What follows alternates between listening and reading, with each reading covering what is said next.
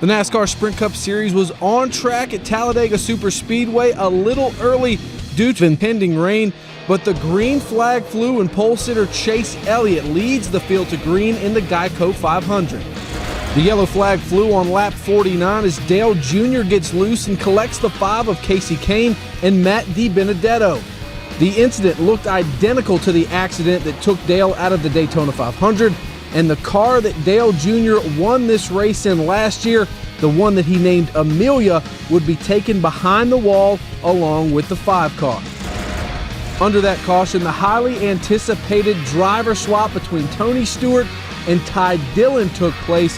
Smoke hopped out of the car, Ty Dillon jumped in, and the 14 team hooked all of those hoses and tightened his belts, and Ty Dillon would rejoin the race in 33rd place. 59 laps in, Martin Truex Jr. gets into the back of his former owner Michael Waltrip.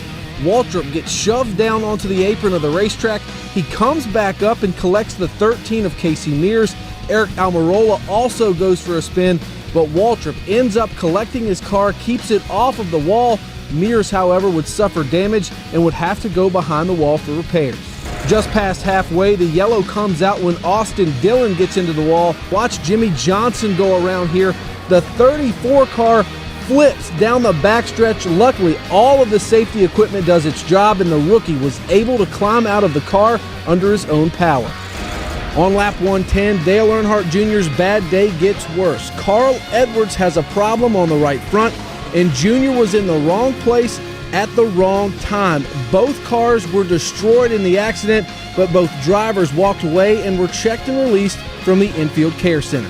After the race restarted, it was discovered that Dale Earnhardt Jr.'s wheel came off earlier in the race. Take a look at the in-car camera here as he gets the wheel back on and continues in the race before that lap 110 crash took him out.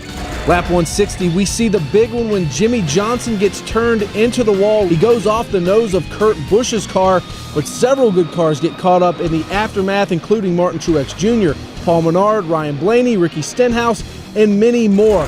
Fast forward 21 laps and we saw the big one, part 2. Michael McDowell gets into the back of Danica Patrick. She clips Matt Kenseth. Kenseth goes airborne, slides on the roof of that car. He did get back on his wheels. Luckily, all drivers walked away from the accident, but several good cars were taken out, including Joey Logano, and Kevin Harvick got a little piece of that action during that wreck.